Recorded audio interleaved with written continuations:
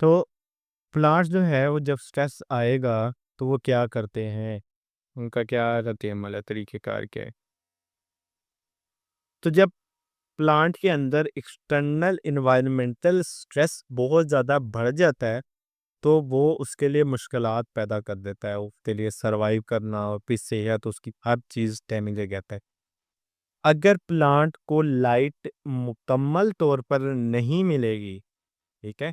अगर प्लांट को लाइट के बगैर ग्रो करवाया जाएगा, तो वो क्लोरोफिल नहीं बना पाएगा।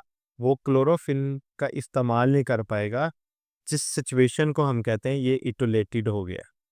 आप वो इंडोर प्लांट्स होते ही हैं कुछ ख़ैर, पर उसको भी लाइट चाहिए होती है। अगर हम इंडोर प्लांट्स को भी बिल्कुल अंधेरे में रख दें, तो वो भी ख़त्म हो जाएँगे। उसमें क्यों? वजह क्या है? क्लोरोफिल नहीं बनेगा। क्लोरोफिल ही वो जगह है जहाँ पर फ़ोटोसिंथेसिस हो रही होती है। तो ऐसे प्लांट को इटोलेटेड कहा गया। लेकिन जब क्लोरोफिल जो है वो सफिशिएंट नहीं बन पाता, तो उससे क्या हो जाता है? पत्ता येलोइश हो जाता है। वैसे नॉर्मली जो है वो पत्ता किस किस कलर का होता है? ग्रीन कलर का होता है। तो जब नॉर्मली आपकी क्लोरोफिल होगा, तो जो लीव है वो किस कलर का होगा? ग्रीन कलर का होगा, क्योंकि क्लोरोफिल है उसमें। जब उसको लाइट ही नहीं दे रहे हो आप, तो उसका हिस्सा क्या हो जाएगा? येलोइश सा हो जाएगा। और वो क्यों है? क्योंकि इसका क्लोरोफिल नहीं है इतना ज़्यादा। अब क्लोरोफिल ना होने की वजह से जो इसका पीलापन आता है, इसका मतलब ये है कि इसके मिनरल्स, न्यूट्रिएंट्स वगैरह ये भी शॉर्ट इन सप्लाई हो गए हैं, कम हो गए हैं। तो इस चीज़ को हम क्लोरोसिस कहते हैं, ठीक है? तो उसको लाइट ना मिला, आइसोलेटेड है, और जब उसकी कमी हो जाती है न्यूट्रिएंट्स वगैरह की due to lack of chlorophyll, तो वो क्लोरोसिल हो जाता है। तो क्या एक तो ये चीज़ होगी, ये है एनवायरमेंटल स्ट्रेस। जब बाहर कोई चीज़ अटैक करती है या बाहर कोई चीज़ कमी या ज़्यादा हो जाती है, तब क्या होता है? अगर आपके पास ऐसी सिचुएशन हो जिसके अंदर बाहर से कोई डिज़ीज़ हमला कर रही है या बाहर से कोई पैथोजन हमला कर रहे हैं, तब प्लांट का क्या डिफेंस मैकेनिज़्म है? तो प्लांट जो है ना वो डिफरेंट काम करेगा। आपने पिछली क्लास में कुछ वायरसेस वगैरह पढ़े होंगे कि ये प्लांट में इश्यूज़ का करते हैं। तो पहला चीज़ है मिसाल के तौर पे कि प्लांट को चोट लग जाती है, तो तब वो क्या करते हैं? वो बहुत से अमॉर्फस मटेरियल उसको लेके जाता है और वहाँ पर जो है ना वो फ्लॉसिस करवा देता है। अगर आप बार्क देखो, उसकी बार्क, प्लांट की बार्क, और उसमें कोई चोट लगे, तो वो उस जगह से बहुत ज़्यादा गाढ़ा हो जाता है। अच्छा, आसान आपको एग्ज़ाम्पल एक अच्छी है, एप्पल है, एप्पल को काट के रखो, कुछ देर बाद देखो तो वो काला-सा पड़ जाता है, ऐसे ही है ना? कोई चीज़ जब तक अपनी असली हालत में होती है तब तक तो ठीक है, जब वो ओपन हो जाती है, तो तब उसमें कुछ इनकम्प्लीट रिएक्शंस होने लग जाते हैं। उसको पुअर डिफरेंशिएशन कहोगे कि मुकम्मल तौर पे सेल डिवाइड नहीं होते हैं, जिसकी वजह से वो क्या हो जाता है? वहाँ से काला-काला हो जाता है। चेक कर लेना आप, एक छोटा-सा पोर्शन किसी पौधे का वहाँ से गाड़ना, उसको अंदर से स्टेम तक नज़र आए, इतना गाड़ना उसको। उसको कुछ देर के लिए आप वैसे रहने देना, 1-2 दिन बाद देखना कि वहाँ से वो काला-काला हो जाएगा सा। क्यों? क्योंकि वहाँ पर मुकम्मल तौर पे वैसे सेल नहीं बन रहे जैसे ओरिजिनली पहले थे। तो उसको हम क्या कहेंगे? क्लॉसिस कहेंगे। ठीक है? वो कहता है कि एक तो ये चोट लगने से हो सकता है उसको, या फिर प्लांट में कोई ट्यूमर्स आ सकते हैं, कोई कैंसर्स आ सकते हैं, जो कि ऐसे अमॉर्फस इन्वेजन्स करवाएँ और सेल जो है वो सही तरह डिफरेंशिएट ना हो सके, सेल की ग्रोथ सही तरीके से ना हो सके, तो वो इश्यूज़ ऐसे काज़ कर सकते हैं। जैसा कि वो कहता है कुछ ट्यूमर्स हो सकते हैं जो कि बैक्टीरिया करवाए, जिससे लेस डिफरेंशिएशन होगी, मतलब सेल मुकम्मल तौर पे डेवलप नहीं हो पाएगा। ये मसला होता है, सेल डेवलप नहीं होता सही तरीके से। के बाद है बायोलॉजिकल क्लॉक्स और या सर्केडियन रिदम्स। आप खुद ही देखो कि प्लांट को ख्वाब आती है कि दिन को स्टोमेटा खोल देने और रात को बंद कर देने। अच्छा चलो इसको भी छोड़ो, प्लांट एक खास सीजन में ग्रो करता है, खास सीजन में ग्रो नहीं करता है। प्लांट ऑटम्स में तो नहीं ग्रो करते हैं, स्प्रिंग में ग्रो करते हैं। तो उसको ख्वाब आती है कोई, या उसको व्हाट्सएप मैसेज आता है, जो लिंक पे क्लिक करता है तो वो कहता है कि हाँ भाई आप काम शुरू कर दो, अब नहीं करना। तो ऐसा तो नहीं होता है। तो उसमें एक रिदम होता है। तब वो रिदम वो क्या होता है? वो बायोलॉजिकल क्लॉक कहलाता है, या बायोरिदम या बायोलॉजिकल रिदम्स कहते हैं उसको। अगर वो चीज़ दिन के हिसाब से हो, तो आप उसे कहते हो डायन्यूरल रिदम्स। ठीक है? मतलब पर डे वो चेंज हो रही है, दिन के अकॉर्डिंग हो रही है, 24 घंटे में चेंज हो रही है। लेकिन अगर वो सालहा चेंज हो रही है, साल के बाद, उसको सरका एनुअल कहते हैं।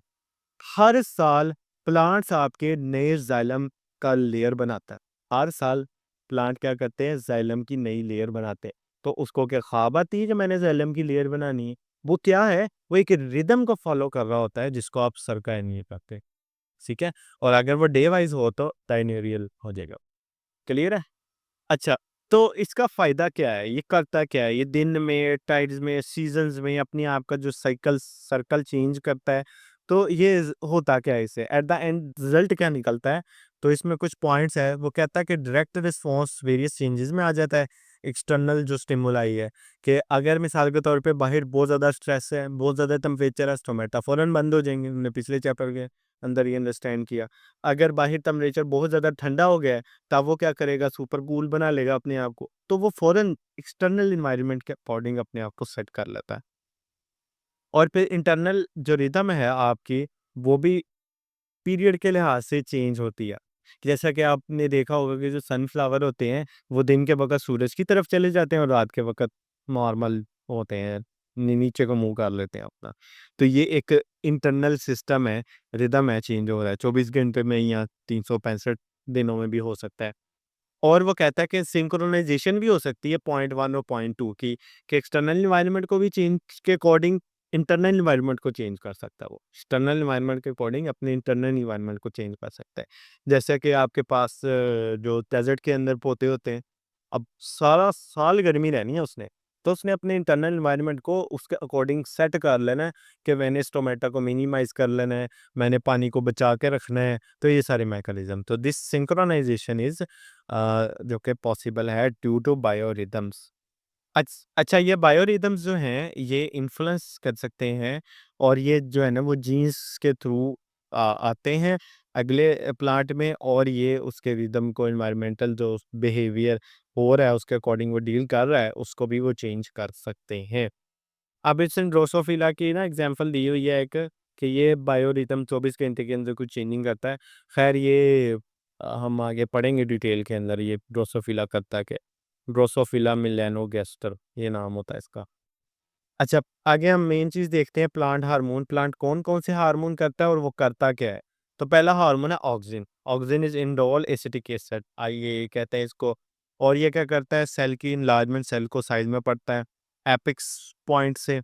एपिक पॉइंट और ट्रोप पॉइंट होते हैं 2 तरह के। एक पॉइंट होता है कि जो बिल्कुल एंड पर है, ये मिसाल तौर पे कोई पौधा है, तो ये जो सबसे नुक्कड़ एंड वाला पॉइंट है, वो उसका एपिकल पॉइंट कहलाता है। और एक पॉइंट होता है जो साइड से होता है, जहाँ से ब्रांचेज़ निकल रही होती है, तो ये इसके लेटरल पॉइंट है। लेटरल मतलब साइड वाले, एपिकल मतलब सबसे जो एंड पर होगा। तो ज़ाहिर-सी बात है, जो लेंथ है, वो यहीं से बढ़ेगी ना, यहाँ से लेंथ तो नहीं ना बढ़ेगी, यहाँ से विड्थ बढ़ जाएगी, लेंथ यहाँ से बढ़ेगी। तो एपिकल पॉइंट पर ये ग्रोथ को इंक्रीज़ करता है, लेंथ को इंक्रीज़ करता है। रूट्स में भी जो है वो, अगर ग्रोथ लोअर कंसंट्रेशन है तो इसकी हायर कंसंट्रेशन को जो है वो रोकता है, जिससे क्या हो, जियोट्रोपिज़म ना हो जाए। और वो कहता है कि रूट्स की ग्रोथ कटिंग और क्लॉसेस वगैरह से भी इसको प्रमोट करता है।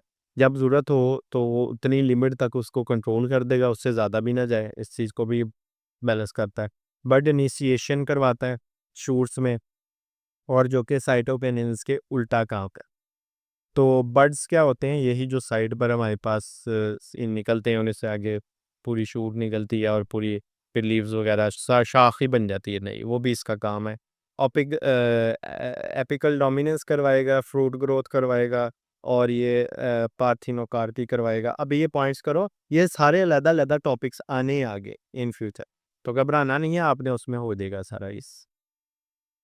अच्छा, ये क्या करेगा, लीफ सेंसिनेस एजिंग को डिले करेगा, ताकि जल्दी जो है वो लीफ गिर ना जाए, या अपनी मैक्सिमम उसका यूटिलाइजेशन हो।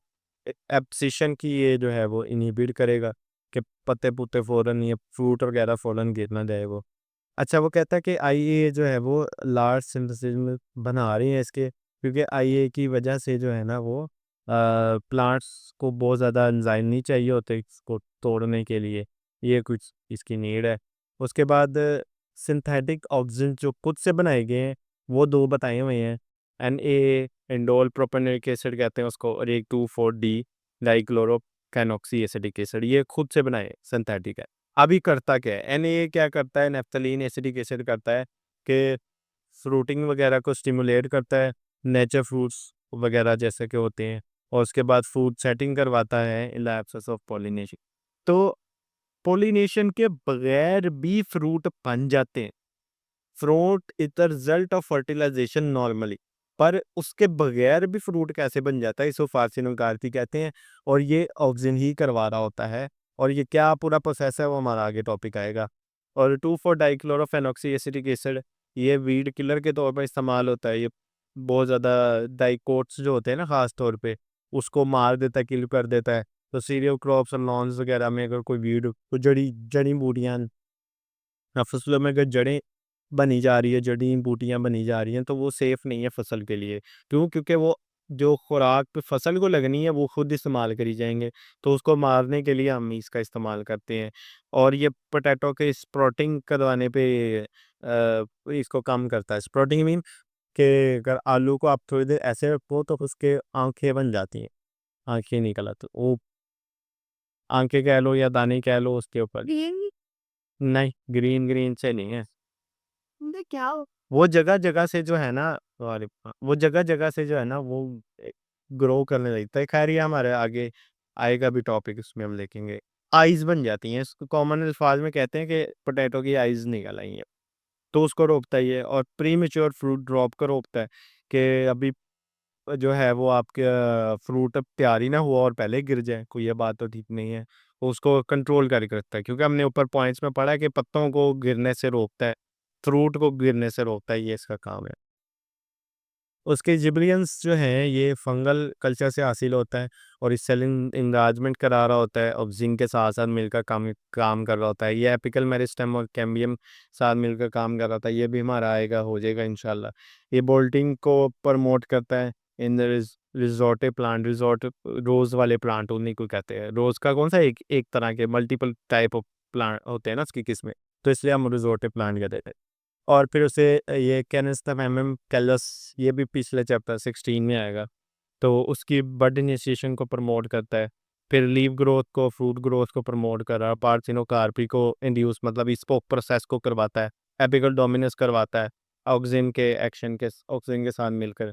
बड को तोड़ता है, सीड डोरमेंसी को इंक्रीज, अच्छा सीड डोरमेंसी मतलब जब सीड के हालात अच्छे नहीं ना होते, जब उसको फेवरेट कंडीशन नहीं मिलते, तो सीड अपने आप को बढ़ने से रोक लेता है। अगर ऐसा हो, वो अगर प्लांट में कन्वर्ट होना शुरू हो जाए, तो वो तो कुछ देर बाद मर जाएगा। तो उसे कंट्रोल करके रखना अपने आप को, ग्रोथ को, प्रोसीड डोरमेंसी कहलाता है। तो ये करवा रहा होता है। उसके बाद वो कहता है कि ये रेड लाइट का सब्स्टिट्यूट है, और फ्लावरिंग करा रहा होता है इन लॉन्ग डे प्लांट्स, और इनहिबिट करता है इन शॉर्ट डे प्लांट्स, और लीफ सेनेसेंस जो है वो इसको डिले कर